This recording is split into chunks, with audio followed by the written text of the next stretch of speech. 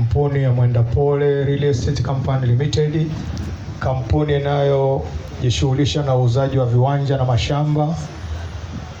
Nimeandaa picha hii kwa ajili ya Mheshimiwa Rais. Sisi kama kampuni tumetambua mchango wake kwa wajasiriamali wadogo. Ametuwekea mazingira mazuri ya kuweza kufanya kazi. Kwa hiyo hicho ni kitu kikubwa sana kwa sisi wajasiriamali wadogo, na ndio maana tuko tayari kuendelea kumuunga mkono kwa namna yote na kuendelea kudumisha amani ya taifa letu la Tanzania. Na Watanzania ni waombe, amani tulionayo ni zawadi ambayo tumepewa kutoka kwa Mungu.